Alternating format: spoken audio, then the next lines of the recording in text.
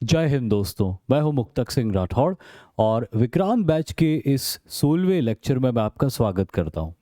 आखिरी लेक्चर में हमने बात करी थी कि किस तरह से 1857 की क्रांति हुई थी और उस 1857 की क्रांति का भारत के आने वाले पॉलिटिक्स के ऊपर बहुत प्रभाव पड़ा था।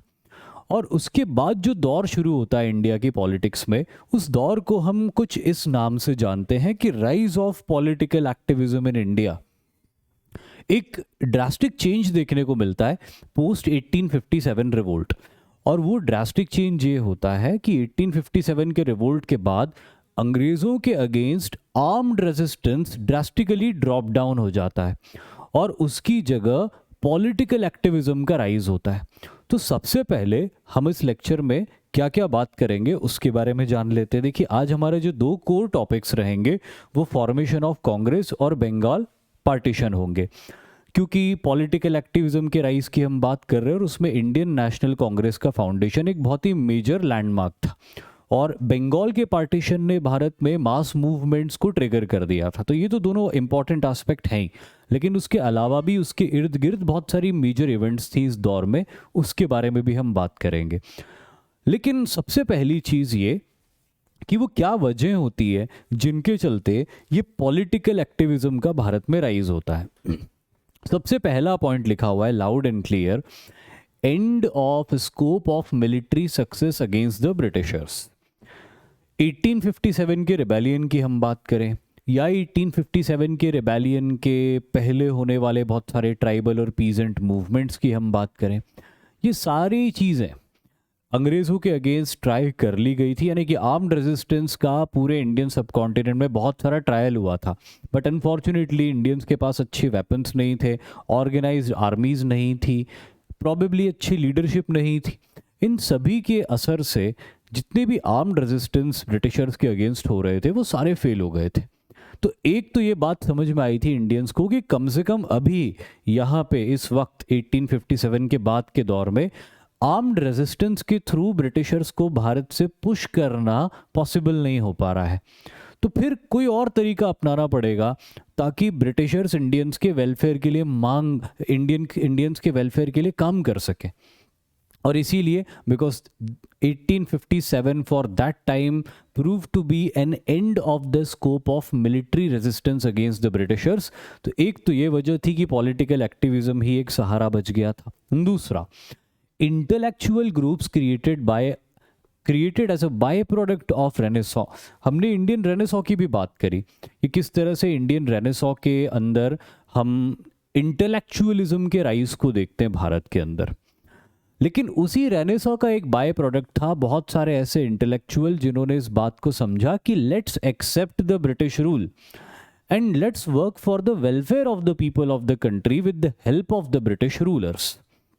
और इसीलिए इन लोगों ने कई पॉलिटिकल पार्टीज को राइज किया, कई पॉलिटिकल पार्टीज का एस्टैब्लिशमेंट किया। ऑब्जेक्टिव ब्रिटिशर्स को ये यकीन दिलाना कि हाँ, हम आपको अपनी सरकार मानते हैं, लेकिन साथ ही साथ हम आपसे ये भी चाहते हैं कि आप भारत के लोगों का उद्धार करो, उनका वेलफेयर करो कई तरीके से। और इसीलिए कई इंटेलेक्चुअल्स ने अपने लोगों के वेलफेयर के लिए ऑर्गेनाइजेशंस बनाना शुरू किए, जिससे कि वो अंग्रेज सरकार से उन लोगों के या कॉमन लोगों के वेलफेयर की मांग रख सके। उसको एक आंदोलन तो नहीं कह सकते हम, लेकिन हाँ, उसके लिए एक सोशल लेवल पर वर्क करना शुरू कर सकें, पॉलिटिकल राइट्स के लिए भी वर्क करना शुरू कर सके। और तीसरी चीज़, idea of democracy preached by the western education. भाई, यूरोप के रेनेसॉ के अंदर जो एक बहुत बढ़िया चीज़ हुई थी कि यूरोप की कई कंट्रीज़ में डेमोक्रेसी का राइज हुआ था। और क्योंकि बहुत सारे इंटेलेक्चुअल्स वेस्टर्न एजुकेशन लिए हुए थे, तो उनको इस बात का पूरा अंदाज़ा था कि वेस्टर्न वर्ल्ड में किस तरह डेमोक्रेसी का राइज हो रहा है, जहाँ पे लोगों के द्वारा चुने हुए लोग उन लोगों के वेलफेयर के लिए काम करते हैं। तो वैसे इंडिया की बात की जाए तो इंडिया तो ब्रिटिश एम्पायर का एक हिस्सा था, लेकिन फिर भी क्योंकि अब 1857 के रेबेलियन के बाद में अंग्रेज़ों ने ये मान लिया था कि भारत के लोग हमारे सब्जेक्ट्स हैं, और इसीलिए अगले अंग्रेज़ों की रिस्पॉन्सिबिलिटी भी बन गई थी कि वो भारत के लोगों के वेलफेयर के ऊपर भी अब ध्यान दें। और इसीलिए यहाँ पे आइडिया ऑफ डेमोक्रेसी का स्कोप बन गया था। भारतीय भी वैसी डिमांड करने लग गए थे अंग्रेज़ों से कि भाई जैसा डेमोक्रेसीज आपने अपने कंट्री के अंदर चला रखी है वैसी ही डेमोक्रेसी भारत में भी अप्लाई की जाए। लेकिन उस मांग को अंग्रेज़ों के सामने रखने के लिए एक बड़े संगठन की आवश्यकता थी, एक बड़े ऑर्गेनाइजेशन की आवश्यकता थी। और इसीलिए कई इंडियंस ने मिलके पॉलिटिकल ऑर्गेनाइजेशंस बनानी शुरू करी ताकि वो अपनी अलग अलग तरह की मांगों को रख के लोगों के वेलफेयर के लिए ब्रिटिश गवर्नमेंट से काम करवा सके। और फिर हम देखते हैं कि 1857 और उसके आसपास के दौर में और उसके बाद लगातार और बहुत सारे पॉलिटिकल ऑर्गेनाइजेशंस का राइज हुआ, जैसे कि यहाँ पे आप देख सकते हो। British Association in 1851 was formed to demand inclusion of Indians in the civil services and safeguard right to education for Indians. The party was based in Calcutta. इसको British Indian Association of Calcutta के नाम से भी जाना जाता है, which was one of the pioneer political organization in the British India. Objective क्या है उसका? Objective है उसका कि inclusion of Indians in the civil services. क्योंकि कहीं ना कहीं इन पॉलिटिकल पार्टीज और इंडिया के इंटेलेक्चुअल्स को इस बात का विश्वास था कि अगर बड़े नंबर्स में इंडियंस सिविल सर्विसेज का हिस्सा बनते तो वो लोग अपने लोगों के लिए बेहतर काम कर सकते। तो एकदम से अंग्रेज़ों को अब ये नहीं कहा जा रहा था कि आप भारत छोड़ो, अब अंग्रेज़ों को अपनी सरकार मान लिया गया था और अंग्रेज़ों को अपनी सरकार मानकर उनसे अपने फेवर में ज़्यादा से ज़्यादा मांगे मनवाना ऑब्जेक्टिव था। और इसी में पहला कदम था कि सिविल सर्विसेज में ज़्यादा से ज़्यादा इंडियंस को इंक्लूड किया जाए, जो लगभग हर मेजर पॉलिटिकल पार्टी के एजेंडा में हुआ करता था। और British Indian association of Calcutta, जैसे कि मैंने आपको बोला कि एक पायोनियर पॉलिटिकल ऑर्गेनाइजेशन था, उसकी भी यही डिमांड थी। वैसे ही Bombay association was formed in 1852 to urge Britishers for more and more public welfare work and inclusion of Indians in the civil services. It was based in Bombay. जैसे कि उसके नाम से ही समझ में आ रहा है, बॉम्बे एसोसिएशन बॉम्बे एसोसिएशन, जिसकी एक डिमांड थी पब्लिक वेलफेयर के कामों को बढ़ाना। पब्लिक वेलफेयर मतलब हॉस्पिटल्स का निर्माण करना, स्कूल्स बनाना, ड्रेनेज सिस्टम बेहतर करना, पीने के लिए लोगों को साफ पानी अवेलेबल करवाना, ये जो सारी रोज़मर्रा की ज़रूरतें होती है ये पूरी करना पब्लिक वेलफेयर के लिए। रेलवे नेटवर्क इस्टेब्लिश करना, 2 गांव शहरों को जोड़ने वाली सड़कें बनाना। बॉम्बे एसोसिएशन ने इन सारे कामों को पूरा करने के लिए स्टेप्स लिए। और एक और था Indian association formed in 1876, laid emphasis on creating political awareness and Hindu-Muslim unity to demand more civil rights. कुछ ऐसी एसोसिएशंस भी थी जिन्होंने हिंदू मुस्लिम यूनिटी की भी बात करी, क्योंकि वो इस बात को समझते थे कि पॉलिटिकली भी अगर अपनी बात को अंग्रेज़ों के सामने मजबूती से रखना है तो हिंदू मुस्लिम्स की यूनिटी होनी बहुत ज़रूरी है, क्योंकि दोनों ही बड़े ग्रुप ऑफ पॉपुलेशंस हुआ करते थे भारत के अंदर। लेकिन इस बीच बहुत सारी ऐसी चीज़ें होती हैं जिनसे क्वेश्चंस पूछ लिए जाते हैं, रेगुलरली अलग अलग एग्जाम्स में पूछे गए, जो उसी फेज़ में इवेंट्स हुई थी। यानी कि इन पॉलिटिकल पार्टीज़ के एस्टेब्लिशमेंट के बीच में एक टॉपिक आता है जिसको कहते हैं Ilbert bill and vernacular press act. सबसे पहले बात करते हैं वर्नाक्युलर प्रेस एक्ट की। वर्नाक्युलर का मतलब होता है रीजनल, वर्नाक्युलर का मतलब होता है क्षेत्रीय। तो वर्नाक्युलर प्रेस एक्ट मतलब क्षेत्रीय भाषा के अखबारों का एक्ट था। हो ये रहा था कि बड़ी तेज़ी से जिसको हम कहते हैं कि बड़ी तेज़ी से अवेयरनेस फैल रही थी, पॉलिटिकल अवेयरनेस फैल रही थी भारत के लोगों में। और इस पॉलिटिकल अवेयरनेस को फैलने की वजह से भारत के लोग अपने अधिकारों के प्रति ज़्यादा सजग हो रहे थे। अब ये तेज़ी से इसलिए फैल रही थी अब पॉलिटिकल अवेयरनेस, क्योंकि अब कई प्रेस क्षेत्रीय भाषाओं में अपनी मैगजीन्स और न्यूज़पेपर्स पब्लिश करके डिस्ट्रीब्यूट करना शुरू कर चुके थे। क्योंकि भारत में बहुत से लोग अंग्रेज़ी नहीं समझते थे, बहुत से लोग हिंदी भी नहीं समझते थे, लेकिन अपनी क्षेत्रीय भाषाओं को ज़्यादातर लोग समझते थे, पढ़ सकते थे, बोल सकते थे, लिख सकते थे। तो ऐसी क्षेत्रीय भाषाओं के अखबारों ने पॉलिटिकल अवेयरनेस को बहुत तेज़ी से फैलाया भारत के अंदर। और जैसे कि मैंने आपको बताया, भारत के लोग अपने अधिकारों को लेकर बहुत सजग हो गए। अंग्रेज़ों को कहीं ना कहीं ये बात थोड़ी खटकी कि यार इस तरह से अगर नॉलेज का स्प्रेड होता रहा भारत में तो लोग अपने अधिकारों को लेके ज़्यादा सजग होते जाएंगे, ज़्यादा एक दूसरे के साथ जुड़ते जाएंगे, मास मूवमेंट्स होने की प्रोबेबिलिटी बढ़ जाएगी। इसीलिए अंग्रेज सरकार ने क्षेत्रीय भाषाओं के अखबारों को और मैगजीन्स को दबाने के लिए, कर्ब करने के लिए वर्नैक्युलर प्रेस एक्ट को लाया था। 1878 में इसको लाए थे, लॉर्ड लिटन के दौर में लाया गया था। अब ये एक्ट कहता क्या था?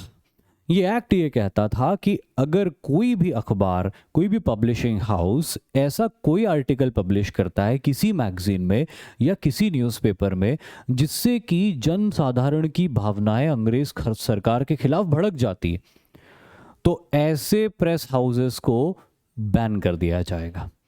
अगर कोई ऐसा आर्टिकल छापता है तो उस ऐसे आर्टिकल को उसको छापने से रोका जाएगा। अगर वो नहीं रुकता है तो उस प्रेस को बैन कर दिया जाएगा। तो बड़े नियम कायदे कानून थे इसके कि डिस्ट्रिक्ट कलेक्टर को, जितने भी लोकल प्रेस हैं उन सभी को एक सिक्योरिटी डिपॉजिट का अमाउंट रखना होता था डिस्ट्रिक्ट कलेक्टर के ऑफिस में, जिसको डिस्ट्रिक्ट मजिस्ट्रेट भी कहा करते थे। अब ये सिक्योरिटी डिपॉजिट का अमाउंट इसलिए रखवाया गया है कि कभी किसी रीजनल न्यूज़पेपर हाउस ने, पब्लिशिंग हाउस ने कोई ऐसा आर्टिकल पब्लिश किया जो ब्रिटिश गवर्नमेंट की पॉलिसीज़ के अगेंस्ट है या जन साधारण की भावनाओं को भड़का रहा है, तो ब्रिटिश गवर्नमेंट उस पब्लिशिंग हाउस को वो आर्टिकल वापस लेने के लिए कहेगी। अगर वो उस आर्टिकल को वापस नहीं लेते हैं तो वो सिक्योरिटी डिपॉजिट का अमाउंट ब्रिटिश सरकार जब्त कर लेगी और दूसरी बार फिर वो सिक्योरिटी डिपॉजिट का अमाउंट पब्लिशिंग हाउस को सबमिट करना पड़ेगा। अगर वो सबमिट नहीं करते उनके पब्लिशिंग हाउस को बंद कर दिया जाएगा।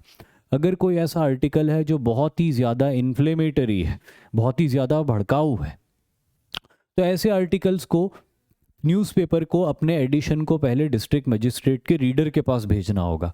डिस्ट्रिक्ट मजिस्ट्रेट के रीडर्स उस न्यूज़पेपर को स्टडी करेंगे, उसको गो थ्रू करेंगे, देखेंगे उसमें कोई आर्टिकल ऐसा तो नहीं है जो ब्रिटिश सरकार के खिलाफ है। अगर ज़्यादा ही कुछ खिलाफ है तो इमीडिएट इफेक्ट के साथ में उस आर्टिकल को हटाना होगा न्यूज़पेपर से। अगर पब्लिशिंग हाउस इस आर्टिकल को नहीं हटाता है तो उस पब्लिशिंग हाउस के सिक्योरिटी डिपॉजिट को रख लिया जाएगा और उसको बैन कर दिया जाएगा। और फिर के कोर्ट में केस होगा, सुनवाई होगी और उसके बाद जो डिसीजन आएगा तब की तब देखी जाएगी, लेकिन इमीडिएट इफेक्ट के साथ में उस पब्लिशिंग हाउस को बंद कर दिया जाएगा। उस समय जितने भी रीजनल भाषा के, क्षेत्रीय भाषाओं के अखबार थे और जर्नलिस्ट थे, उन सभी ने इसको फ्रीडम ऑफ स्पीच के ऊपर एक लगाम माना और इसका बड़ा अपोज किया। बट अंग्रेज सरकार इस एक्ट को पास कर चुकी थी। जैसे कि मैंने आपको बताया 1878 में पास हुआ था during the viceroyalty of Lord Lytton, in which freedom of any press was curtailed. However, it was repealed in 1881 under the viceroyalty of Lord Ripon. हालांकि इस एक्ट को ये जो बैन, ये जो कंडीशंस लगी थी, ये कंडीशंस हटा ली गई थी वर्नैक्युलर प्रेस के ऊपर से 1881 में, जब लॉर्ड रिपन का वाइस रॉयल्टी दौर शुरू होता है। लेकिन लॉर्ड रिपन के वाइस रॉयल्टी दौर में भी एक कंट्रोवर्सी होती है जिसको इल्बर्ट बिल कंट्रोवर्सी के नाम से भी जाना जाता है। क्या था Ilbert bill? Passed in 1883 under the viceroyalty of Lord Ripon, according to which any senior Indian magistrate could try a European accused. However, this had huge backlash from British living in India. अब होता क्या है, Lord Ripon कुछ हद तक भारतीयों के लिए फेवरेबल थे और इसीलिए लॉर्ड रिपन के दौर में ब्रिटिश पार्लियामेंट में एक एक्ट पास होता है जो इल्बर्ट बिल के नाम से जाना जाता है, जिसमें यह कहा जाता है कि इंडियन मैजिस्ट्रेट्स, वो इंडियंस जो पढ़ लिख कर ब्रिटिश मैजिस्ट्रेट्स बन गए, जजेस बन गए हैं कोर्ट के अंदर, उनको ये अधिकार दिया कि अगर उनके सामने कोई ऐसा केस आता है जिसमें कन्विक्ट, दोषी कोई यूरोपियन है, तो वो उस केस की सुनवाई कर सकते। इससे पहले भारत में किसी यूरोपियन कन्विक्ट की सुनवाई कोई यूरोपियन जज ही करता था, यानी कि ब्रिटिश कन्विक्ट की सुनवाई कोई ब्रिटिश कन्विक्ट ही करता था। लेकिन इल्बर्ट बिल में यह अधिकार भारतीय मजिस्ट्रेट्स को भी दे दिया गया। लेकिन जब ये बात ब्रिटिश फ्रैटर्निटी में फैली तो उन्होंने इसका बहुत ऑपोजिशन किया, क्योंकि वो इंडियंस को अपने से इन्फीरियर मानते थे और उनके लिए एक्सेप्टेबल नहीं था कि कोई इंडियन मजिस्ट्रेट किसी यूरोपियन एक्यूज्ड के केस को ट्राई करे या उसकी सुनवाई करे, क्योंकि उनको कहीं ना कहीं ये भी लगता था कि हो सकता है कि इंडियन जज यूरोपियन के अगेंस्ट बायस्ड रखता हो, तो हो सकता है कि वो सही डिसीजन ना दे। इसीलिए बड़ा बैकलैश होता है यहाँ पे इस इल्बर्ट बिल के लिए, और दबाव में आके इसमें कुछ अमेंडमेंट्स करने पड़ते हैं। तो वो अमेंडमेंट क्या थे? The act was amended, and now if the European accused was dissatisfied by the hearing process of Indian magistrate, he could appeal for an extended panel of magistrates, which must have half number of British magistrates. अब इसमें amendment ये किया कि ठीक है, Indian magistrate सुनवाई तो कर सकता है किसी यूरोपियन या ब्रिटिश कन्विक्ट की, लेकिन उस सुनवाई की प्रोसेस से अगर वो यूरोपियन या ब्रिटिश कन्विक्ट सेटिस्फाइड नहीं है तो वो उसके अगेंस्ट अपील कर सकता है, और फिर उस पैनल में इंडियन मजिस्ट्रेट के साथ में यूरोपियन या ब्रिटिश मजिस्ट्रेट्स को भी बैठना होगा, और फिर उसके बाद ही वो सुनवाई आगे बढ़ सकती है। तो पहले तो इल्बर्ट बिल में भारतीयों को एक बड़ा अधिकार दिया गया, जो एक कदम था प्रोग्रेसिवनेस की तरफ, लेकिन यूरोपियन कम्युनिटी जो भारत में रहती थी उनके बहुत ज़्यादा विरोध की वजह से इसको अमेंड करना पड़ा, again in the favour of European convicts. तो फिर इंडियंस इसको लेकर बहुत डिससेटिस्फाइड हो गए, लेकिन इसीलिए इसको इल्बर्ट बिल कंट्रोवर्सी कहते हैं, क्योंकि जब ये आया था इनिशियल स्वरूप में तो ब्रिटिश और यूरोपियन रेजिडेंट्स डिससेटिस्फाइड हो गए थे, और जब इसको अमेंड किया गया तो इंडियंस डिससेटिस्फाइड हो गए, तो ये कंट्रोवर्सी बन के ही हमेशा रहा, लेकिन this was Ilbert bill controversy. अब इसके बाद हम देखते हैं कि उसी फेज में एक बड़ी पॉलिटिकल पार्टी का राइज होता है, जिसको सभी लोग इंडियन नेशनल कांग्रेस के नाम से जानते हैं। अब तक कई ऐसी पॉलिटिकल पार्टीज थी जो हमने देखी, Indian association of Calcutta, Bombay association, Indian association, अलग अलग पॉलिटिकल पार्टीज बनी, लेकिन इनमें से सारी पॉलिटिकल पार्टीज रीजनल नेचर की थी, ये सब क्षेत्रीय थी। लेकिन कहीं ना कहीं कुछ ऐसे इंटेलेक्चुअल्स थे जिनको इस बात का एहसास था कि भारत की बात को रखने के लिए एक नेशनल लेवल की पार्टी होनी चाहिए, और इसीलिए एलन ऑक्टेवियन ह्यूम, जो कि एक रिटायर्ड ब्रिटिश सिविल सर्वेंट थे, उन्होंने इनिशिएटिव लिया, और उन्होंने इनिशिएटिव लेके बहुत सारे Bengali, Marathi and south Indian and Parsi intellectuals को मिलाकर एक पॉलिटिकल पार्टी बनाई, और उस पॉलिटिकल पार्टी का नाम रखा गया द इंडियन नेशनल कांग्रेस। ज़रा इसकी लाइंस को रीड करते हैं और इसको समझते हैं। Indian national Congress was founded by Allan Octavian Hume, a retired British civil servant, with the objective of addressing the problems of Indians through an all India party, जैसे कि मैंने आपको बताया। He invited many Indian leaders to join from across the nation. दादा भाई नौरोजी, जिनके बारे में मैंने आपको बताया था कि इन्होंने किताब लिखी थी poverty and un British rule in India, जो 1868 में लिखी थी, जिसमें इन्होंने ये बताया था कि किस तरह से ब्रिटिशर्स भारत की वेल्थ को ड्रेन करके इंग्लैंड ले जा रहे हैं। दिनशॉ इदुलजी वाचा, W.C. बैनर्जी, फिरोज शाह मेहता, बदरुद्दीन तैयब जी, सुब्रमण्यम अय्यर, सुरेंद्र नाथ बैनर्जी, और इसके पहले प्रेसिडेंट, जैसे कि आप सभी ने पढ़ा भी होगा इसको, कि W.C. बैनर्जी, व्योमेश चंद्र बैनर्जी बनते हैं।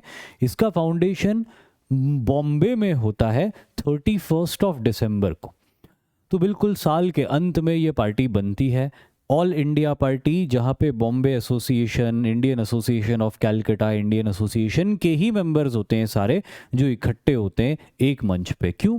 क्योंकि सारी पॉलिटिकल पार्टीज इफेक्टिव नहीं हो पा रही थी, क्योंकि वो रीजनली काम कर रही थी, और इसीलिए एक ऑल इंडिया पार्टी की ज़रूरत यहाँ पे लगी, और एलन ऑक्टेवियन ह्यूम ने इसको इनिशिएट करके कई इंटेलेक्चुअल्स को बुला के एक पॉलिटिकल पार्टी 1885 में बॉम्बे में इस्टेब्लिश करी, और वो इंडियन नेशनल कांग्रेस के नाम से जानी गई।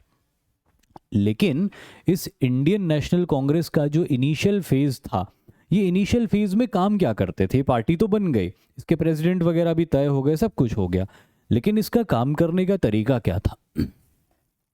From its inception to 1905, the Congress working style is also known as moderate style. Congress का वर्किंग स्टाइल मॉडरेट माना जाता था। मॉडरेट मतलब सौम्य स्टाइल था उनका वर्क करने का। कैसे, मैं समझाता हूं आपको।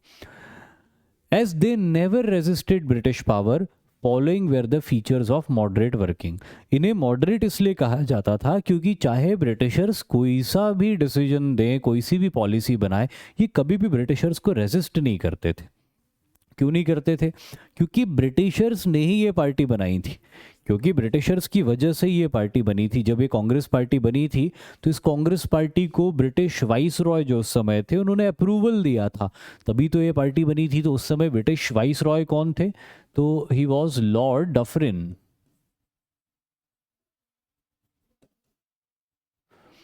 लॉर्ड डफरिन के दौर में पॉलिटिकल पार्टी बनी थी। लॉर्ड डफरिन ने इसको, लॉर्ड डफरिन की वाइस रॉयल्टी में ही इसको लीगल स्टेटस प्राप्त हुआ था। तो इसकी पहली शर्त ही ये थी कि अंग्रेज सरकार के न्याय में पूरा विश्वास रखेगी ये पार्टी और उसके बाद काम करेगी। तो सरकार का विरोध करने की तो सवाल ही नहीं पैदा होता था यहाँ पे, क्योंकि सरकार ने ही लीगलाइज करके इस पार्टी को बनाया था। तो ये सरकार के फेवर में तो चलनी ही थी। हाँ, इसका ऑब्जेक्टिव लोगों की वेलफेयर को अंजाम देना था ब्रिटिशर्स की मदद से, उसके लिए इसको काम करना था। लेकिन किसी भी मौके पे ब्रिटिशर्स को अपोज करते हुए नहीं। तो फिर कैसे? तो फिर ऐसे कैसे? They were completely loyal and had trust in British system and justice. पहली शर्त ये थी कांग्रेस की बनने की कि उनको अंग्रेज़ों के व्यवस्था में, उनके न्याय में पूरा विश्वास रखना होगा और अंग्रेज़ों के प्रति लॉयल रहना होगा, तभी ये पॉलिटिकल पार्टी बन पाई थी। नहीं तो एलन ऑक्टेवियन ह्यूम और बाकी मेंबर्स को कभी भी परमिशन मिलती ही नहीं है पॉलिटिकल पार्टी बनाने की। दूसरी, they demanded more freedom of expression through press. अब इनकी डिमांड्स क्या थी? जैसे हर पॉलिटिकल पार्टी का कोई इलेक्शन मैनिफेस्टो होता है, तो उस समय इनका इलेक्शन तो नहीं होता था, लेकिन इनका एक एजेंडा था। तो वो जो इनका एजेंडा था उसमें एक इम्पॉर्टेंट बात थी कि ये अंग्रेज सरकार से डिमांड करते थे कि प्रेस को ज़्यादा आज़ादी दी जाए अपने एक्सप्रेशन के लिए, वो ज़्यादा आर्टिकल लिख सकें और खुल के लिख सकें। दूसरा, they worked for the growth of education. शिक्षा को भारत में बढ़ावा देने के लिए ये पॉलिटिकल पार्टी और इसके मेंबर्स वर्क करते थे, और इसके लिए वो ब्रिटिश सरकार से अपील करते थे, ब्रिटिश सरकार से रिक्वेस्ट करते थे कि वो स्कूल्स खुलवाएं, कॉलेजेस खुलवाएं, जिससे कि एजुकेशन ज़्यादा से ज़्यादा बढ़े भारत के अंदर। तीसरा, demand for holding civil services exam in India. भारत में सिविल सर्विसेज परीक्षाएं करवाई जाए, क्योंकि मैंने आपको पिछले लेक्चर में भी शायद ये बताया था कि सिविल सर्विसेज परीक्षा भारतीयों के लिए ओपन तो हो गई थी 1853 के चार्टर एक्ट से, लेकिन भारतीयों के लिए वो परीक्षा बहुत मुश्किल होती थी। एज लिमिट को घटा के 19 साल तक कर दिया गया था, यानी कि 19 साल से ऊपर का कोई स्टूडेंट है तो वो एग्ज़ाम दे नहीं सकता है। एग्ज़ाम लंदन के अंदर होती थी, उसके सब्जेक्ट्स ऐसे होते थे जो भारत में कोई पढ़ता ही नहीं था। European literature, Greek literature, Latin literature, पूरी यूरोपियन फिलॉसफी होती थी। तो सब्जेक्ट्स भी टफ हैं, एज लिमिट भी बहुत कम रखी उन्होंने, और एग्ज़ाम भी लंदन में होती। तो कांग्रेस पार्टी की डिमांड थी कि कम से कम एग्ज़ाम को इंडिया में तो होल्ड कराया जाए, ताकि कई लड़के तो इसीलिए नहीं जा पाते थे एग्ज़ाम देने के लिए क्योंकि वो उतने पैसे नहीं होते थे उनके पास कि वो लंदन जाए। बहुत सारे लड़के लंदन नहीं जाना चाहते थे। उस समय एक बात थी ना कि देश विदेश की यात्रा करने से धर्म भ्रष्ट हो जाता है, तो कई लड़के इसीलिए नहीं जाते थे लंदन, उनके फैमिलीज नहीं सेंड करती थी उनको एग्ज़ाम देने के लिए।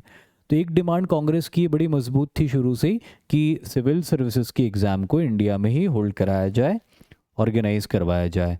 Promoting industrialisation in India. देखिए, इंडस्ट्रियलाइजेशन का पूरा इकोनॉमिक बेनिफिट तो ब्रिटिशर्स को ही जाना था, लेकिन कांग्रेस की एक ये डिमांड थी कि अगर इंडस्ट्रियलाइजेशन भारत में बढ़ता है तो फैक्ट्रीज बढ़ेंगी तो वहाँ पे वर्कर्स की रिक्वायरमेंट होगी, तो वो वर्कर्स भारतीयों को ही रिक्रूट किया जाएगा उन वर्कर्स के तौर पे। तो इंडियंस को एम्प्लॉयमेंट ज़्यादा से ज़्यादा मिलेगा अगर इंडिया में इंडस्ट्रियलाइजेशन बढ़ता है तो। एबॉलिशमेंट ऑफ अनजस्ट टैक्सेस। जितने टैक्सेस ब्रिटिशर्स ने इंडियंस के ऊपर इम्पोज किए थे उसमें से जितने पॉसिबल टैक्सेस कम हो सकते हैं उतने कम हो जाएं। More spending on Indian people's welfare than the Indian army. देखिए ब्रिटिशर्स को तो भारत में अपना होल्ड बनाए रखने के लिए आर्मी की ज़रूरत थी, कोई चुनाव से तो जीते नहीं थे, वो एक सेना के दम पर ही उन्होंने अपनी सरकार बनाई थी भारत में, तो वो अपनी सेना को हमेशा बहुत इंटैक्ट रखते थे और उसके ऊपर भरपूर खर्चा करते थे। लेकिन कांग्रेस की ये डिमांड थी कि सेना के ऊपर इतना खर्चा करने की बजाय उसका कुछ बड़ा हिस्सा भारत के लोगों के वेलफेयर के लिए खर्चा किया जाए। Abolishment of the arms act. Arms act का एबॉलिशमेंट जो था, जैसे कि ब्रिटिशर्स जब रूलर बने थे तो उनको कहीं ना कहीं इस बात का डर था कि अगर भारत के सारे लोग मिलके एक आर्म्ड रिबेलियन हमारे अगेंस्ट कर दें तो हम तो ख़त्म हो जाएंगे भारत से। इसीलिए भारत में इन्होंने 1878 में आर्म्स एक्ट भी लागू किया था। और आर्म्स एक्ट लागू करने के वक्त अंग्रेज़ों ने सारे फायर आर्म्स बैन करवा दिए थे बिना लाइसेंस के। तो कांग्रेस की एक ही डिमांड थी कि अपनी पर्सनल सेफ्टी और सिक्योरिटी के लिए लोगों को फायर आर्म्स रखने दिए जाएं and representation of Indians in the various councils, जैसे म्यूनिसिपल काउंसिल्स होते थे, प्रोविंशियल काउंसिल्स होते थे, या फिर इंडियन लेजिस्लेटिव काउंसिल होते थे। इन काउंसिल्स के अंदर इंडियंस की ज़्यादा से ज़्यादा भागीदारी बढ़ाई जाए जिससे कि पॉलिसी मेकिंग में इंडियंस ज़्यादा से ज़्यादा पार्टिसिपेट कर सकें।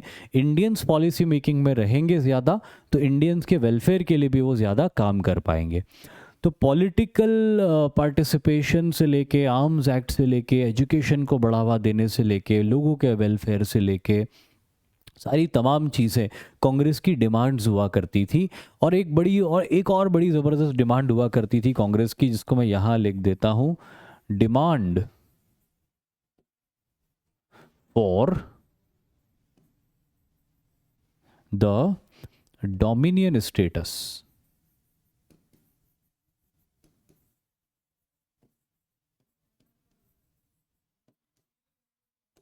Demand for the dominion status. भारतीयों की एक मांग और थी अंग्रेज़ों से, वो ये कहते थे कि जिस तरह अंग्रेज़ों ने कनाडा को या साउथ अफ्रीका को या न्यूजीलैंड को या ऑस्ट्रेलिया को डोमिनियन स्टेटस दिया था, यानी कि इन देशों में अंग्रेज़ अपनी एक एडमिनिस्ट्रेटिव बॉडी बिठा के चले गए थे, पॉलिसी मेकिंग इन देशों की विदेश से होती थी, यानी कि इंग्लैंड से होती थी, लेकिन उस पॉलिसी का इम्प्लीमेंटेशन लोकल लोग ही करते थे। तो इंडियंस की भी यही डिमांड थी कि अंग्रेज़ सरकार हमारे देश को छोड़कर चली जाए, इंग्लैंड में बैठे वहाँ पे हमारे लिए पॉलिसीज़ बनाए, लेकिन इस पॉलिसी का इम्प्लीमेंटेशन पूरी तरह से इंडियंस ही करेंगे इंडियंस के लिए। तो इसको डोमिनियन स्टेटस बोलते थे। इसी को आगे चल के स्वराज्य भी कहा गया था।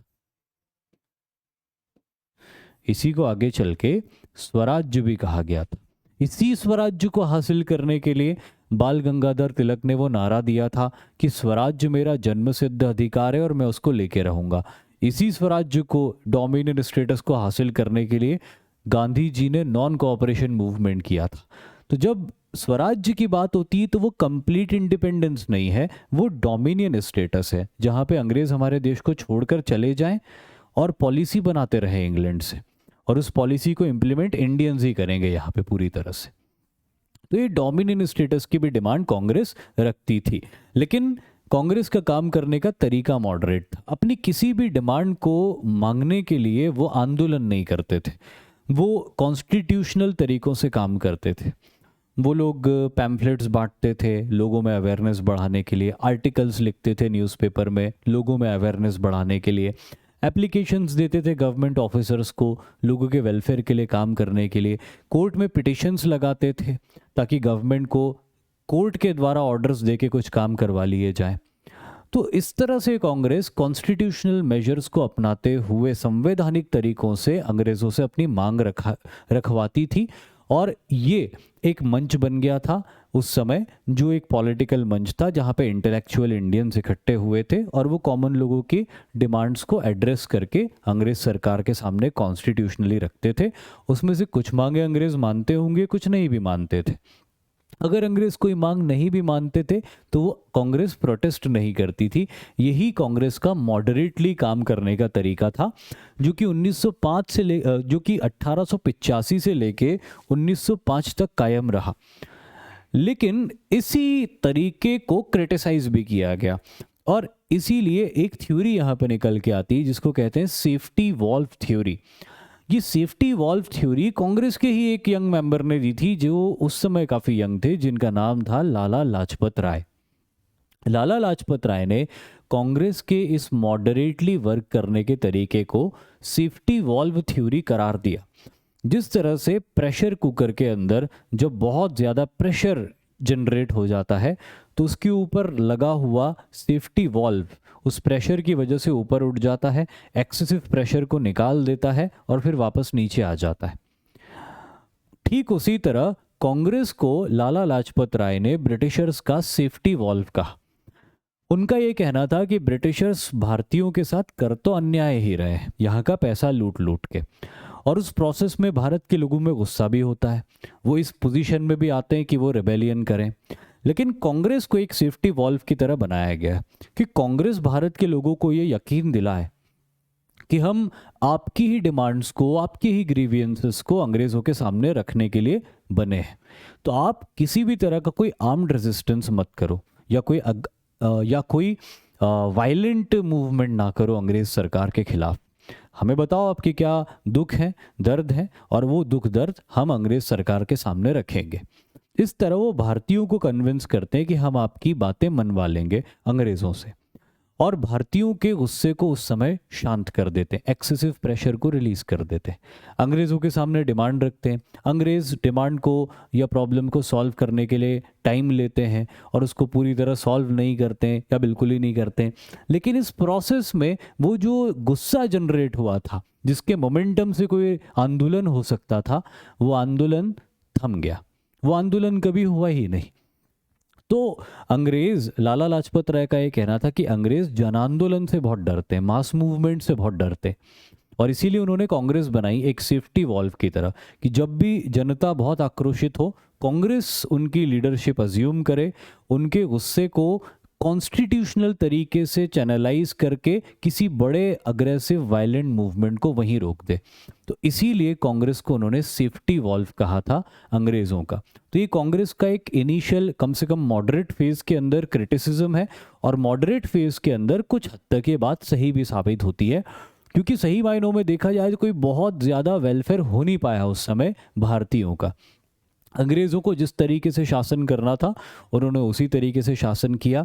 कोई बहुत ज़्यादा न्याय दिलवाने में कांग्रेस अपने शुरुआती फेज़ में कामयाब नहीं हुई, लेकिन कांग्रेस का तौर तरीका भी बदला, और कांग्रेस का तौर तरीका मुख्यतः बदलता है जब 1905 आता है, और फिर कांग्रेस में एक्सट्रीमिज्म का राइज होता है। जैसे कि अभी अपन ने बात करी कि कांग्रेस के अंदर मॉडरेट तरीके से काम हो रहा था, लेकिन अब कांग्रेस के अंदर भी एक्सट्रीमिज्म आना शुरू होता है। और वो एक्सट्रीमिज्म आना क्यों शुरू होता है, उसकी क्या वजह थी? Major causes of extremism in Congress. पहला, पार्टीशन ऑफ बंगाल। बंगाल का जिस तरह से ब्रिटिशर्स ने पार्टीशन किया, जिसको कांग्रेस के लगभग सारे ही मेंबर्स गैर ज़रूरी मानते थे, लेकिन तमाम ऑपोजिशन के बावजूद और कॉन्स्टिट्यूशनल तरीकों से अपोज करने के बावजूद भी ब्रिटिश सरकार को जो करना था वो ब्रिटिश सरकार ने किया। तो कांग्रेस के बहुत सारे ऐसे यंग मेंबर्स थे जिनको ये तरीका अच्छा नहीं लगा। आगे हम पार्टीशन ऑफ बंगाल की तो बात करेंगे इसे ही। दूसरा, failure of British in bringing public welfare. अब मैं आपको एक छोटी सी चीज़ बताता हूँ। 1897 की बात है, जब बाल गंगाधर तिलक कांग्रेस के एक मेंबर थे, और उस समय 1897 में जो महाराष्ट्र के ईस्टर्न इलाके हैं, जिनको विदर्भ भी कहा जाता है, उन इलाकों में बहुत ही भीषण अकाल आया था, और कांग्रेस की तरफ से बाल गंगाधर तिलक वहाँ पे रिलीफ मेजर्स के काम भी कर रहे थे। तो उन्होंने वहाँ के लोगों की कंडीशन को बहुत अच्छे से क्लोजली देखा था। लेकिन जब इन्होंने मांग करी कि, यानी कि बाल गंगाधर तिलक ने मांग करी कि वहाँ के लोगों की फसलें बहुत ज़्यादा ख़राब हो गई है, लोगों की हालत बहुत ख़राब है, इसीलिए वहाँ के लोगों से कर नहीं वसूला जाए, टैक्स नहीं लिया जाए, जिसको अंग्रेज़ों ने नहीं माना। भाई बाल गंगाधर तिलक एजिटेट हो गए और उन्होंने एजिटेट होकर अंग्रेज सरकार के खिलाफ प्रोटेस्ट करी। तो अंग्रेज सरकार ने बाल गंगाधर तिलक को 1.5 साल के लिए जेल में डाल दिया। और 1.5 साल जेल में रहने के बाद जब बाल गंगाधर तिलक बाहर आए तो उनको इस बात का पूरा पूरा रियलाइजेशन हो गया था कि अंग्रेज सरकार भारत के लोगों को अपनी प्रजा मानती नहीं है। कोई ऐसी सरकार नहीं हो सकती जो अपनी आंखों से देख रही है कि उसकी प्रजा भूखी मर रही है और फिर भी उससे टैक्स ले रही है। तो ऐसी सरकार अपनी हो या बाहर की हो, ये सरकार वेलफेयर के लिए कभी भी नहीं हो सकती। तो यहाँ पे कई ऐसे नेता थे जिन्होंने भारतीय लोगों की समस्याओं को, उनकी ग्राउंड रियलिटीज़ को जाना था और उन्होंने अंग्रेज़ों को भी क्लोजली ऑब्जर्व किया था कि अंग्रेज़ वेलफेयर के बारे में सोचते ही नहीं है भारतीयों के। इसीलिए इनको यकीन हो गया था कि British government is for no good of the Indians, और इसीलिए उनको अपना तरीका बदलना पड़ा आगे काम करने का। जैसे कहते हैं ना कि अगर घी सीधी उंगली से नहीं निकले तो उंगली को टेढ़ा कर लेना चाहिए। बस वही बात थी यहाँ पे कि मॉडरेट तरीका सीधी उंगली था घी निकालने का, जो नहीं निकल रहा था, तो फिर ये एक्सट्रीम तरीका अपनाना पड़ा, यानी कि उंगली टेढ़ी करनी पड़ी। तीसरा था रैपिड वेस्टर्नाइजेशन ऑफ इंडिया। ये जो रैपिड वेस्टर्नाइजेशन ऑफ इंडिया हो रहा था, इसके दो प्रभाव पड़ रहे थे। पहला, रैपिड वेस्टर्नाइजेशन ऑफ इंडिया के प्रोसेस में कई नेताओं को ऐसा लग रहा था कि इंडियन कल्चर कॉम्प्रोमाइज़ हो रहा है, और कई नेताओं को दूसरे विदेशी कल्चर और उनके आंदोलन और क्रांतियों से भी सबक मिल रहा था कि भाई उन लोगों ने भी एक एक्सट्रीम मेथड अपना के अपने अधिकारों को प्राप्त किया है, तो हम भी एक्सट्रीम मेथड को अपना के अपने अधिकारों को प्राप्त कर सकते हैं। और कुछ नेताओं को ऐसा लग रहा था कि ये रैपिड वेस्टर्नाइजेशन जो भारत का हो रहा है, इस रैपिड वेस्टर्नाइजेशन की प्रोसेस में बहुत सारी ऐसी चीज़ें हैं जो भारत के कल्चर के साथ सही नहीं हो रही है, तो उसको भी सुधारना है। तो इसीलिए इन सारी चीज़ों के चलते यहाँ पे एक्सट्रीम एलिमेंट्स कांग्रेस के अंदर स्ट्रांग होने लगते हैं, और ये जो एक्सट्रीम एलिमेंट्स होते हैं, ये सारे एक्सट्रीम एलिमेंट्स मिलके कांग्रेस में एक एक्सट्रीमिज्म लेके आते हैं। जो लीडर्स थे इस एक्सट्रीमिज्म के, वो बाल गंगाधर तिलक, विपिन चंद्र पाल, लाला लाजपत राय, एक पंजाब से, एक बंगाल से और एक महाराष्ट्र से। ये 3 रीजन से 3 बड़े लीडर्स निकल के आते हैं जो कांग्रेस के एक्सट्रीमिज्म के प्रतीक बन जाते हैं।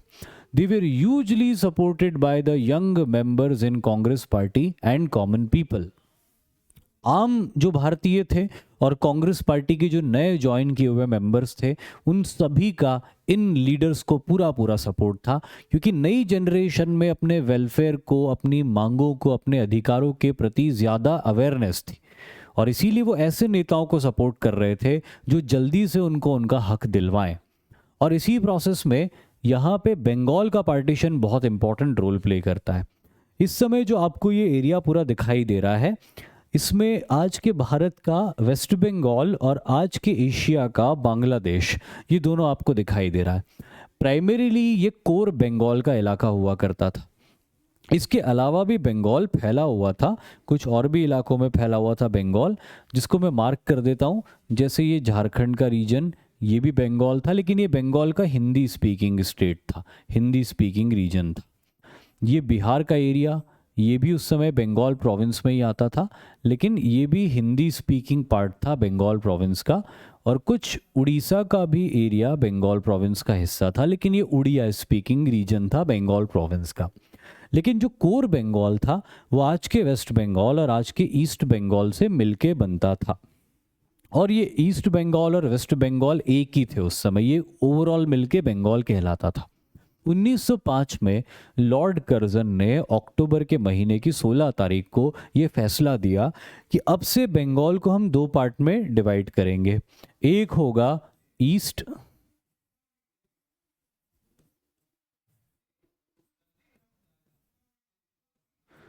बंगाल,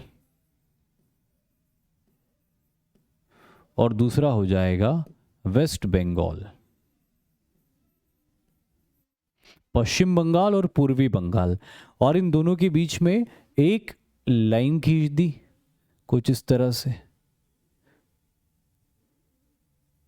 ड्रॉ कर दी इन दोनों के बीच में, ईस्ट बंगाल और वेस्ट बंगाल की। अब यहाँ पे क्राइसिस के, यहाँ पे कंट्रोवर्सी क्या होती है? अंग्रेज़ों का ये कहना था कि उन्होंने बंगाल को इसीलिए डिवाइड किया है क्योंकि जो वेस्ट बंगाल का एरिया है, ये वेस्ट बंगाल का एरिया इंडस्ट्रियलाइज्ड है और ईस्ट बंगाल का एरिया अंडर डेवलप्ड है।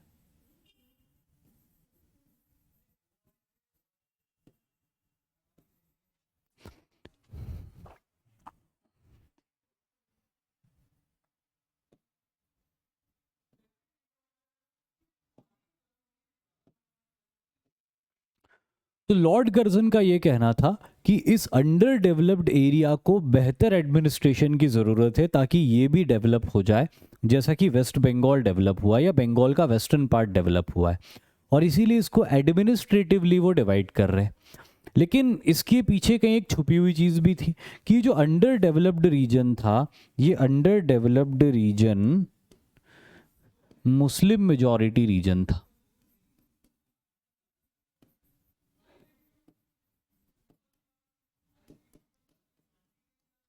ये जो अंडर डेवलप्ड रीजन था ये मुस्लिम मेजॉरिटी रीजन था, और ये जो इंडस्ट्रियली डेवलप्ड रीजन था ये हिंदू मेजॉरिटी रीजन था।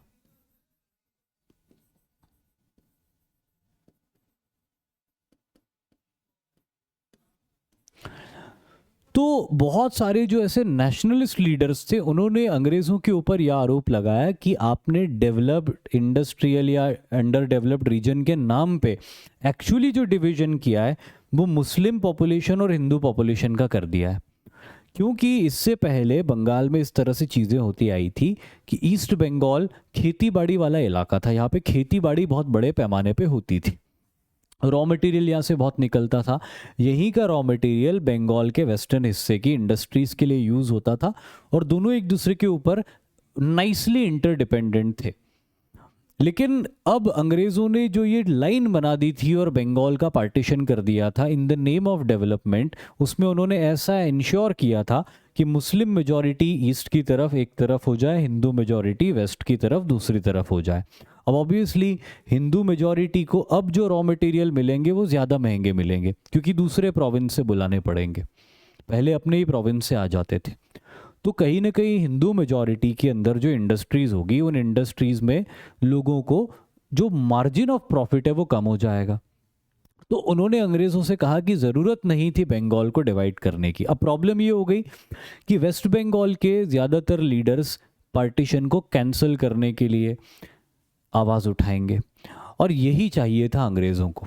अंग्रेज़ ये चाहते थे कि पार्टीशन के अगेंस्ट आवाज़ उठे, क्योंकि जैसे ही पार्टीशन के अगेंस्ट आवाज़ उठी अंग्रेज़ों ने इमीडिएटली ईस्ट पाकिस्तान के जो मुस्लिम लीडर्स थे उनको ये बात समझाई कि देखो हमने आपके एरिया के डेवलपमेंट के लिए बंगाल का पार्टीशन किया, लेकिन हिंदूज़ उसको एक्सेप्ट नहीं कर रहे एंड दे आर एजिटेटिंग, वो आंदोलन कर रहे हैं, वो प्रोटेस्ट कर रहे हैं। Why? Because you don't have any voice, you don't have any political voice. The only political voice in India is today Indian National Congress. तो यहाँ पे अंग्रेज़ों ने मुस्लिम्स को हिंदुओं के अगेंस्ट भड़काया, ये दिखा के कि देखो हम आपके एरिया को डेवलप कर रहे हैं, लेकिन हिंदुओं को ये मंजूर नहीं है कि वो आपका एरिया डेवलप हो। तो ये जो डिवाइड एंड रूल पॉलिसी जिसकी हम बात करते हैं उसका बहुत ही स्पेक्टेक्युलरली ब्रिटिशर्स ने यहाँ पे इम्प्लीमेंटेशन करके दिखाया।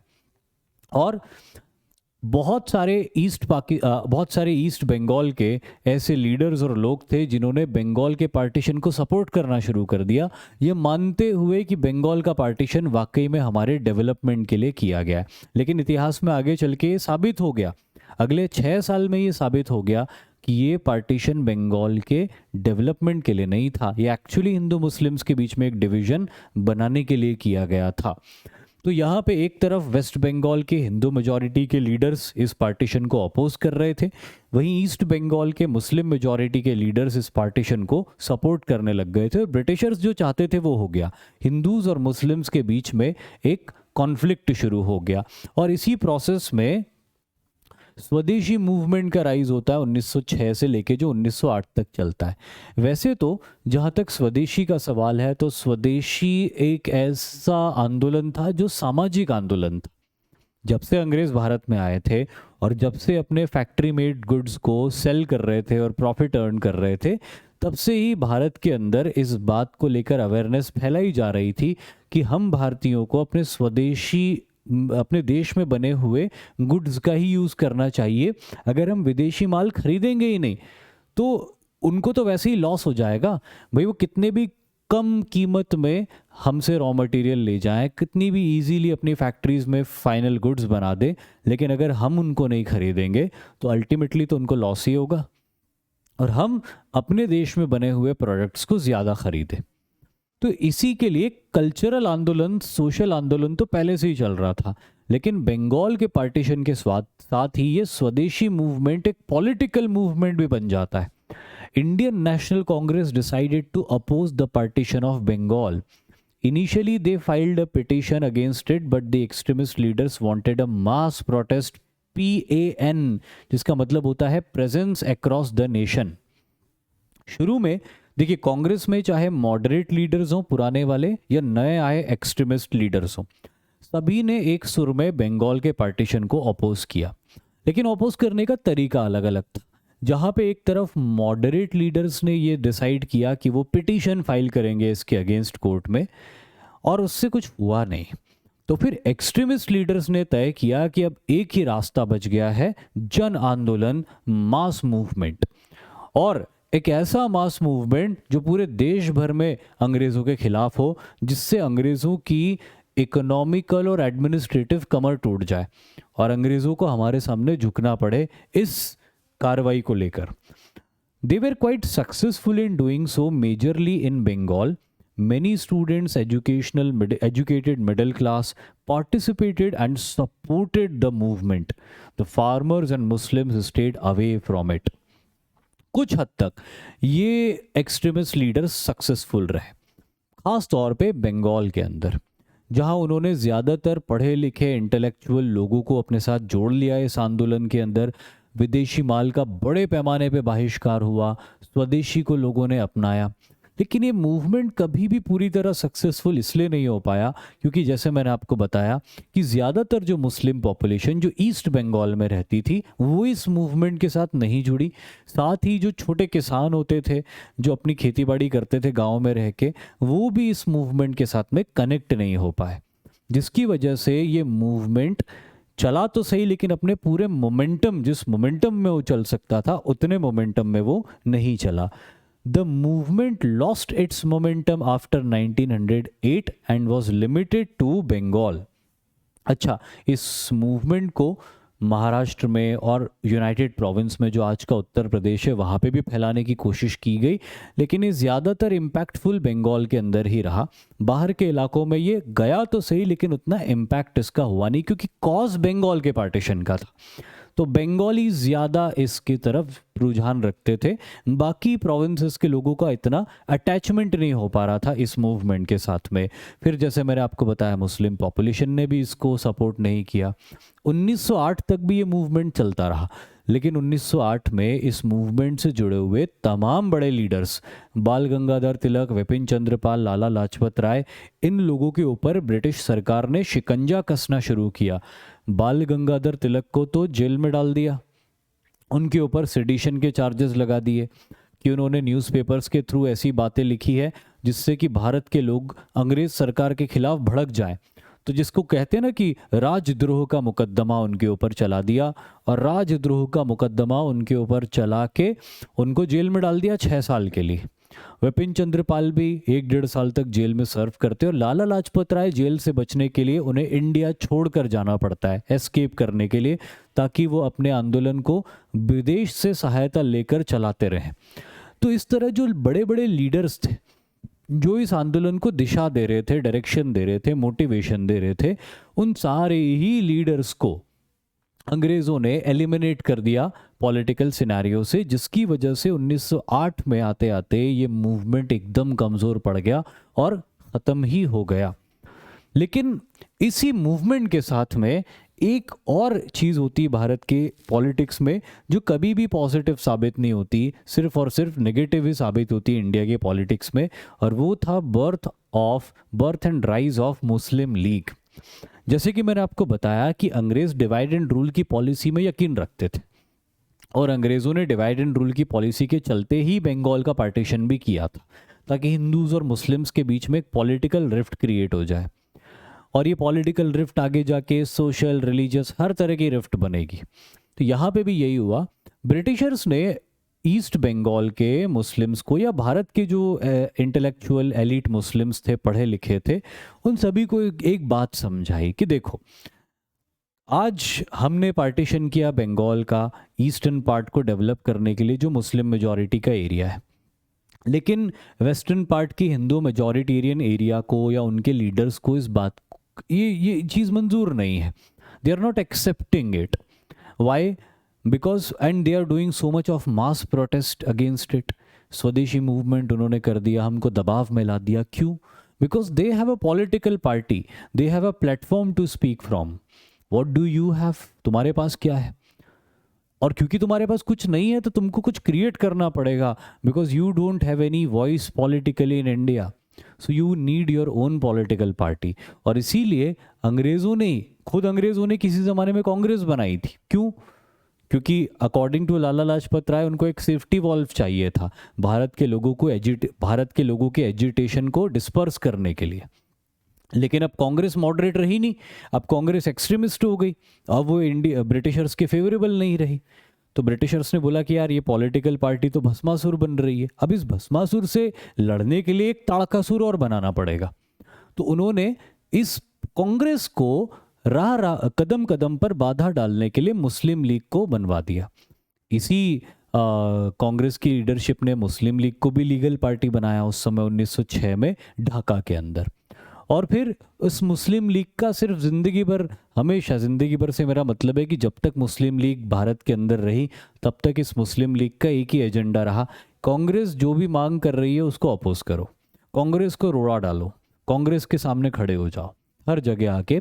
जिसकी वजह से बहुत सारे ऐसे प्लेसेस पे हम देखेंगे भारत के मॉडर्न हिस्ट्री के फेज में कि Congress was on the verge of getting a big success, but Muslim League became an obstacle.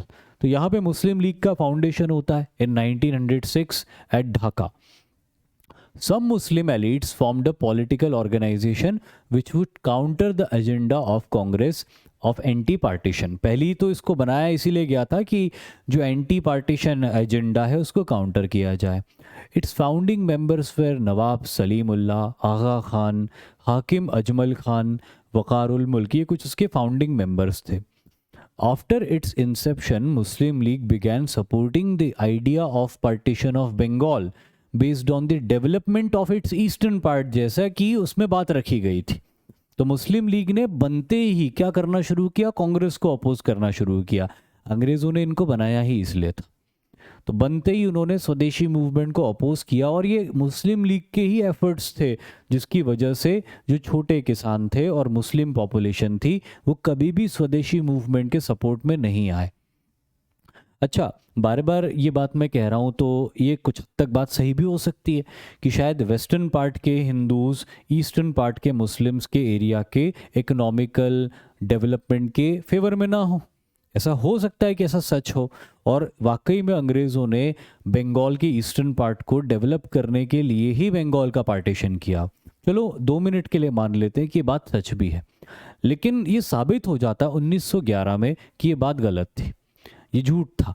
और ये बात साबित हो जाती कि अंग्रेज़ों ने वाकई में कांग्रेस को काउंटर करने के लिए, मुस्लिम लीग बनाने के लिए, या हिंदू मुस्लिम कॉन्फ्लिक्ट अराइज करने के लिए ही ये बंगाल का पार्टीशन किया था। क्यों साबित होता है ये? क्योंकि 1911 में, इन द ईयर 1911, ब्रिटिशर्स ने बंगाल को रीयूनियन कर दिया। जो बंगाल का पार्टीशन किया था 1905 में, इसका रीयूनियन कर दिया 1911 में। जबकि 1911 में कोई प्रोटेस्ट नहीं था, कोई पिटिशन नहीं थी, कोई, और सारे मेजर लीडर्स जो थे, या तो वो पॉलिटिकल जो अपोज कर रहे थे बंगाल के पार्टीशन को, या तो वो जेल में थे या वो पॉलिटिकल सिनेरियो से ही बाहर थे। तो ऐसी सूरत में जब कोई ऐसी खास बहुत एजिटेशन नहीं चल रहा था बंगाल के रीयूनियन को लेके, तब अंग्रेज़ों ने बंगाल का रीयूनियन कर दिया। अब इससे मुस्लिम लीग बड़ी नाराज़ हुई कि आपने तो रीयूनियन कर दिया बंगाल का, आपने तो कहा था कि डेवलपमेंट करोगे बंगाल का और इसीलिए आपने पार्टीशन किया है। लेकिन अंग्रेज़ों का ये कहना था कि कांग्रेस की जो डिमांड थी हमको उसके सामने झुकना पड़ा और बंगाल का रीयूनियन करना पड़ा। तो एक तीर से अंग्रेज़ों ने यहाँ पे दो निशाने लगाए। अच्छा, अंग्रेज़ों ने मुस्लिम लीग को इस बात का विश्वास दिला दिया कि ये कांग्रेस का ही दबाव है जिसकी वजह से हमको रीयूनियन करना पड़ा। तो जो रीयूनियन हुआ उस समय भी मुस्लिम लीग ये बात समझ नहीं पाई कि अंग्रेज़ों ने ये एक कम्युनल कार्ड खेला था पार्टीशन करके, और मुस्लिम लीग ने यही माना कि कांग्रेस के ही दबाव में ये रीयूनियन किया गया। तो मुस्लिम लीग कांग्रेस के और ज़्यादा अगेंस्ट हो गई। तो इसीलिए मैंने कहा कि एक तीर से दो निशाने किए, पहले पार्टीशन किया और लड़वा दिया और रीयूनियन कर दिया फिर, और रीयूनियन करके एक पार्टी को डिससेटिस्फाइड कर दिया कि देखो तुम लोग जो है तुम्हारा डेवलपमेंट वो होने नहीं देना चाहते थे और उनके दबाव में हमको रीयूनियन करना पड़ा। तो मुस्लिम लीग ने कांग्रेस को अपना दुश्मन ही मान लिया उसके बाद से। और इसीलिए ये साबित भी हो गया कि वाकई में ब्रिटिशर्स ने कोई डेवलपमेंट वगैरह करने के लिए इसको पार्टीशन नहीं किया था, क्योंकि अगर डेवलपमेंट के लिए पार्टीशन करना था उनको तो डेवलपमेंट करके दिखाना था ना, रीयूनियन करने की क्यों ज़रूरत थी। खैर, Muslim League further worked for gaining more and more political and civil rights only for Muslims, and their action only gave rise to communalism in India। तो जैसे कि मैंने आपको बताया था कि मुस्लिम लीग जो बनी भारत के लिए तो एक अभिशाप ही था। ये कभी भी किसी भी पॉइंट पे भारत के लिए अच्छी साबित नहीं हुई, चाहे भारत के हिंदू हो चाहे भारत के मुस्लिम्स हो, ये किसी के लिए भी अच्छी साबित नहीं हुई। क्योंकि मुस्लिम लीग ने जब भी पॉलिटिकल राइट्स की या सिविल राइट्स की बात करी तो सिर्फ मुस्लिम्स के लिए करी, क्योंकि उसका नाम ही मुस्लिम लीग था ना, तो वो मुस्लिम्स की ही बात कर रही थी। उसको यही बोल के बनाया गया था कि कांग्रेस पार्टी हिंदुओं की पार्टी, जो कि थी नहीं। कांग्रेस तो शुरू से ही एक सेक्युलर पार्टी रही है। कांग्रेस के अंदर मुस्लिम्स भी थे, कांग्रेस के अंदर हिंदूज भी थे।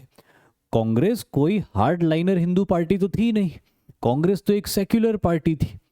लेकिन अंग्रेज़ों ने बहुत ब्यूटीफुली कांग्रेस को मुस्लिम लोगों के सामने ऐसा डिपिक्ट किया जैसे ये हिंदुओं की पार्टी हो, और इसीलिए उनको कहा कि तुमको भी अपनी पार्टी बनानी चाहिए। तो जब मुस्लिम्स ने अपनी पार्टी बनाई तो वो पार्टी के सारे एजेंडा मुसलमानों से शुरू होकर मुसलमानों पे ही ख़त्म हो जाते थे, जिसकी वजह से भारत के अंदर सांप्रदायिकता को बहुत ज़्यादा बढ़ावा मिला। क्योंकि जब मुस्लिम लीग मुस्लिम्स के ही राइट्स की डिमांड की मांग करने लग गई तो भारत में ऐसी पार्टीज का स्कोप भी बन गया जो हिंदुओं के राइट्स की डिमांड की मांग कर, हिंदुओं की डिमांड्स की राइट्स की डिमांड करे। और इसीलिए बहुत सारी हार्ड लाइनर हिंदू पार्टीज भी बन गई, पर वो रिस्पॉन्स में बनी। अगर मुस्लिम लीग नहीं बनती, सिर्फ कांग्रेस ही होती, तो कांग्रेस एक सेक्युलर पार्टी के तौर पे पूरे भारत के लोगों को अपने साथ जुड़ती। फिर किसी को भी पॉलिटिकल एक्टिविज्म करना होता तो कांग्रेस के साथ जुड़ता या उसकी तरह कोई और सेक्युलर पार्टी के साथ जुड़ता। भाई, Indian association of Calcutta, Bombay association, ये कम्युनल थे क्या? कहीं से कोई रिलीजन को ये सपोर्ट कर रहे थे? बिल्कुल भी नहीं कर रहे थे। लेकिन अंग्रेज़ों ने क्रिएट कर दिया ऐसा कि जिस पार्टी के नाम में मुस्लिम नहीं है वो मुस्लिम्स की नहीं, वो तो फिर हिंदुओं की पार्टी है। और इसलिए मुस्लिम लीग बना दी। मुस्लिम लीग का, जैसे मैंने कहा, A to Z सिर्फ मुस्लिम्स के इंटरेस्ट ही उनके एजेंडा होते थे, जिसकी वजह से सांप्रदायिकता बढ़ी। और कई हिंदुओं को भी ऐसा महसूस हुआ कि हमको भी हिंदुओं के अधिकारों के लिए अपनी हार्ड लाइन पार्टीज़ बनानी चाहिए। तो उसके रिस्पॉन्स में कुछ हार्ड लाइन पार्टीज़ भी आने वाले वक्त में भारत में बनी। तो ये यहाँ पे 1906 में मुस्लिम लीग की स्थापना करके अंग्रेज़ों ने बहुत कबाड़ा कर दिया, और यहाँ से डिवाइड एंड रूल की पॉलिटिक्स बहुत मजबूत हो गई। फिर उसके बाद में अंग्रेज़ों को कुछ करना ही नहीं पड़ा, सब कुछ मुस्लिम लीग अपने आप ही करती जाती थी। अपन देखेंगे अलग अलग स्टेप्स पे कैसे मुस्लिम लीग हर बार कोई ना कोई रोड़ा क्रिएट करके कम्युनलिज्म को बढ़ावा देती थी। बाद में इसी मुस्लिम लीग ने भारत के कुछ हिस्सों का पार्टीशन किया और पाकिस्तान जैसे कंट्री को पैदा कर दिया, जो अगेन किसी काम के न काज के। लेकिन जैसे कि मैंने कहा कि इस मुस्लिम लीग ने भारत के लिए सिर्फ नेगेटिव रोल ही प्ले किया शुरू से लेके एंड तक, तो वो बिल्कुल किया। वो आपको कदम कदम पे दिखाई देगा भारत के इतिहास में। और इस बीच कांग्रेस के अंदर एक और बुरी चीज़ हुई। कांग्रेस का ये बड़ा बुरा दौर था, और कांग्रेस के अंदर एक और चैप्टर होता है जिसको सूरत स्प्लिट कहा जाता है। अब ये सूरत स्प्लिट जो 1907 में ताप्ती नदी के किनारे हुए एक सेशन में हुआ था, ये हुआ क्या था? The dream of a Surat split was already conceived bye Curzon. Lord Curzon जो 1905 तक 1899 से लेके 1905 के बीच में बंगाल का, मतलब बंगाल का नहीं सॉरी, इंडिया का वाइस रॉय था। इसी लॉर्ड कर्जन का ब्रेन चाइल्ड था पार्टीशन ऑफ बंगाल। इसी लॉर्ड कर्जन का ब्रेन चाइल्ड था हिंदू मुस्लिम्स के बीच में एक रिफ्ट क्रिएट करना और डिवाइड एंड रूल की पॉलिसी को इफेक्टिवली इम्प्लीमेंट करना। इसी लॉर्ड कर्जन का ब्रेन चाइल्ड था मुस्लिम लीग। तो इसी लॉर्ड कर्जन ने ये मान लिया था, इस लॉर्ड कर्जन ने कहीं ना कहीं ये सोच लिया था कि कांग्रेस को भी हम तोड़ के रख देंगे, क्योंकि कांग्रेस को इन्होंने बनाया किसके लिए था, खुद के लिए, एक सेफ्टी वॉल्व के तहत। लेकिन अब कांग्रेस के लीडर्स पेट्रियाटिक हो गए थे, कांग्रेस के लीडर्स अपने लोगों के लिए काम कर रहे थे, तो वो ब्रिटिशर्स के कोई काम की नहीं रह गई थी।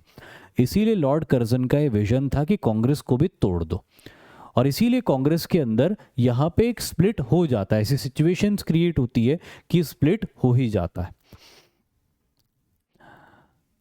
लॉर्ड कर्जन जो लिखा है एक बार मैं पढ़ लेता हूँ वापस। The dream of a Surat split was already conceived bye Curzon when he made the statement Congress was tottering to its fall and one of the biggest ambition in my life is to give it a peaceful demise। यानी कि Lord Curzon ने खुद अपने statement में भी ये बात कही थी कि कांग्रेस बिखरती जा रही है अपने पतन की तरफ, बढ़ती जा रही है अपने पतन की तरफ, और इस मरती हुई कांग्रेस को एक शांतिपूर्ण अंतिम संस्कार देना ही मेरे जिंदगी का सबसे बड़ा लक्ष्य है। ये खुद लॉर्ड कर्जन ने कहा है, जो कि यहाँ लिखा भी हुआ है। और इसीलिए यहाँ पे होता क्या है, इन 1907 सूरत सेशन होता है कांग्रेस का। Two main objectives placed by extremist were that, जो एक्सट्रीमिस्ट ग्रुप्स के लीडर्स होते हैं, बाल गंगाधर तिलक और लाला लाजपत राय वाले ग्रुप के, वो क्या करते हैं, वो दो कुछ एजेंडाज रखते हैं, कुछ डिमांड रखते हैं। पहला, demand for the resolution of Swaraj. पहली चीज कि जो स्वराज है, जो डोमिनेंट स्टेटस है, उसको लेकर अंग्रेजों से कठोर शब्दों में मांग रखी जाए। दूसरा, Lala Lajpat Rai to be made as the president of Indian national Congress. Indian national Congress का अगला प्रेसिडेंट लाला लाजपत राय को बनाया जाए। वैसे तो बाल गंगाधर तिलक को बनाना चाह रहे थे सब लोग, लेकिन कांग्रेस के सीनियर लीडर्स ने बड़े इंटेलिजेंटली सूरत में सेशन रखवाया। कांग्रेस का एक नियम होता था कि जिस भी प्रांत में सेशन रखा जा रहा है, उस प्रांत के व्यक्ति को कभी भी लीडर नहीं बनाया जाएगा कांग्रेस का। इसीलिए उन्होंने जब बॉम्बे प्रोविंस में सेशन को रखा था, तो बॉम्बे प्रोविंस में सेशन को रख के उन्होंने ये इंश्योर कर दिया था कि बाल गंगाधर तिलक नहीं बनेंगे लीडर। तो फिर एक्सट्रीमिस्ट लोगों ने लाला लाजपत राय के नाम को आगे किया कि भाई लाला लाजपत राय को लीडर बनाया जाए। These two demands were not acceptable to the moderate, लेकिन जो सीनियर मॉडरेट लीडर्स थे उनको ये दोनों ही डिमांड एक्सेप्टेबल नहीं थी।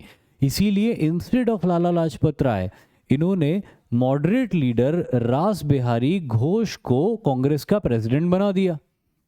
अब इसका नतीजा ये हुआ कि जो लाला लाजपत राय, बाल गंगाधर तिलक के सपोर्टर्स थे, वो एजिटेटेड हो गए और उनके और मॉडरेट कांग्रेस के लीडर्स के बीच में एक माइनर क्लैश हो गया। हो ये गया कि एक्सट्रीमिस्ट सपोर्टर्स जो थे, उनमें से किसी एक ने अपना जूता निकाला गुस्से में और मंच पर फेंक दिया। अब वो जूता जाके एक senior moderate leader Firoz Shah Mehta को लगा और वो सभी बहुत नाराज हो गए। और देखते ही देखते मॉडरेट लीडर्स के जो सपोर्टर्स थे, उन्होंने भी कुर्सियां निकाल के एक्सट्रीमिस्ट ग्रुप्स के लीडर्स के सपोर्टर्स के साथ हाथापाई शुरू कर दी।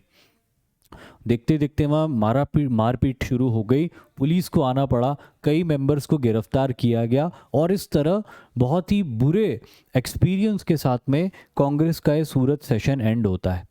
1908 में जो सीनियर लीडर्स थे एक्सट्रीमिस्ट ग्रुप्स के, उनके ऊपर राजद्रोह के चार्जेस लगा के उनको अरेस्ट कर लिया और उनको अरेस्ट करके जेल में डाल दिया। इस तरह एक्सट्रीमिस्ट कांग्रेस के लीडर्स को जेल में डाल दिया, मॉडरेट कांग्रेस के लीडर्स नए प्रेसिडेंट बन गए, एक्सट्रीमिस्ट कांग्रेस बिखर गई। और जो सपना था लॉर्ड कर्जन का, वो कुछ हद तक पूरा हुआ। At last the Congress look to be split into two groups. अब कांग्रेस दो धड़ों में बट चुकी है, एक गरम दल, एक नरम दल, दोनों का आपस में कोई तालमेल नहीं, कोई कामकाज नहीं। और इसी का फायदा उठा के अंग्रेज एक ऐसा रिफॉर्म लेके आए जिस रिफॉर्म के तहत इन्होंने डिवाइड एंड रूल पॉलिटिक्स को और इम्पेटस प्रोवाइड किया और तेजी से आगे बढ़ाया। और उसको कहा जाता है मॉर्ले मिंटो रिफॉर्म, जो कि 1909 में आए थे। 1909 में ये मॉर्ले मिंटो रिफॉर्म्स आए थे। मेजर प्रोविजंस क्या थे इसके?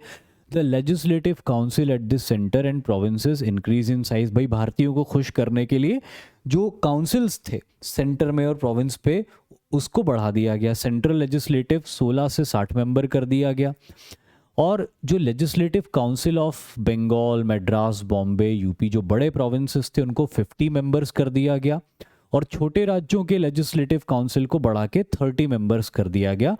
तो भारतीयों के लिए कुछ सीट्स बढ़ गई। दूसरा इसका प्रोविजन था, the legislative council at the centre in provinces were to have 4 categories of members as follows. 4 तरह के मेंबर्स इसमें होंगे। Nominated official members, government officials who were nominated by the governor general. दूसरा, नॉमिनेटेड नॉन ऑफिशियल मेंबर्स, यानी कि governor generally nominate करेगा लेकिन non government officers को। तीसरे होंगे elected members, elected by different categories of Indians. और चौथे होंगे elected members from the local bodies, the chamber of commerce, landlords, university, traders. तो जो इंडियन मेंबर्स आते थे, ये इंडियन मेंबर्स इन ग्रुप से आते थे, तो बहुत कम होते थे। जो 16 से 60 की इन्होंने मेंबरशिप बनाई है इस सेंट्रल लेजिस्लेटिव काउंसिल की, जिसमें हैंडफुल ऑफ इंडियन मेंबर्स आते थे। ये जो 2 पार्ट के मेंबर्स आते थे, ये 2 पार्ट के मेंबर्स ज़्यादातर गवर्नर जनरल के द्वारा नॉमिनेटेड होते थे और मोस्टली ब्रिटिशर्स होते थे। तो थोड़ी सी स्पेस दी इंडियंस को काउंसिल्स के अंदर, लेजिस्लेटिव काउंसिल्स के अंदर। लेकिन जो सबसे कंट्रोवर्शियल एस्पेक्ट है मॉर्ले मिंटो रिफॉर्म का, वो इन लास्ट 2 लाइंस के अंदर है। ये है, it introduced separate electorates for the Muslims. Some constituencies were earmarked for Muslims and only Muslims could vote for their representatives। अंग्रेजों ने मुस्लिम लीग की डिमांड पर, अंग्रेजों ने मुस्लिम लीग की डिमांड पर ऐसे एरियाज जहां पे मुस्लिम मेजॉरिटी में, ब्रिटिश प्रोविंसेस में ऐसे एरियाज जहां पे मुस्लिम मेजॉरिटी में, वहां पे एक ऐसा नियम बनाया कि यहाँ पे सिर्फ मुस्लिम्स ही वोट कर सकते हैं, जो भी लोकल बॉडीज में इलेक्शन में कैंडिडेट्स खड़े होंगे उनके लिए। मतलब मुस्लिम मेजॉरिटी में मुस्लिम्स ही वोट करेंगे मुस्लिम रिप्रेजेंटेटिव्स को, और इसको कहा गया हिंदी में पृथक निर्वाचन मंडल, इंग्लिश में इसको कहा गया सेपरेट इलेक्टोरेट्स। ये एक बहुत ही अनजस्ट डिसीजन था, क्योंकि मुस्लिम मेजॉरिटी के एरिया में रहने वाले जो नॉन मुस्लिम्स थे, हिंदू थे, बुद्धिस्ट थे, क्रिश्चियंस थे, उनको कोई राइट ही नहीं रहा वोटिंग का, उनके वोट की कोई वैल्यू ही नहीं रही, सिर्फ मेजॉरिटी के वोट की वैल्यू रहेगी। ऐसा सोच लीजिए कि आज के भारत के अंदर कोई सरकार ये नियम बना दे कि आज के भारत में जब भी चुनाव होंगे सिर्फ हिंदू वोट करेंगे, उनके अलावा क्रिश्चियंस, मुस्लिम्स कोई भी वोट नहीं करेंगे क्योंकि वो माइनॉरिटी में। तो क्या ये जस्टिस होगा? बिल्कुल भी जस्टिस नहीं होगा। लेकिन अंग्रेजों ने यही किया। सेपरेट इलेक्टोरेट्स एब्सोल्यूट रबिश था, इररेशनल था, इनजस्ट था। लेकिन कम्युनल पॉलिटिक्स को बढ़ाने के लिए ब्रिटिशर्स ने ये किया, एंड अनफॉर्चुनेटली नेशन के इंटरेस्ट को दरकिनार करते हुए मुस्लिम लीग ने इसको एक्सेप्ट किया। इनफैक्ट मुस्लिम लीग की डिमांड भी थी, मुस्लिम लीग ने इसको एक्सेप्ट किया, और ये प्रक्रिया के तहत वोटिंग शुरू भी हुई आने वाले वक्त में। और कांग्रेस और मुस्लिम लीग के बीच में इससे दूरियां बहुत बढ़ी, और अनफॉर्चुनेटली हिंदू कम्युनिटी और मुस्लिम कम्युनिटी के बीच में भी इस सेपरेट इलेक्टोरेट्स के बाद दूरियां और बढ़ी। सेपरेट इलेक्टोरेट्स को कई इतिहासकार स्टेपिंग स्टोन फॉर पाकिस्तान भी कहते हैं, कि इसी वजह से पाकिस्तान का क्रिएशन हुआ, क्योंकि जो जो एरियाज मार्क किए गए थे सेपरेट इलेक्टोरेट्स में, वही एरियाज आगे चल के वेस्ट पाकिस्तान और ईस्ट पाकिस्तान बने। इसलिए कई विद्वान इस सेपरेट इलेक्टोरेट्स के प्रोविजन को स्टेपिंग स्टोन फॉर पाकिस्तान भी कहते हैं। इसी के साथ में आज का लेक्चर पूरा होता है। जय हिंद।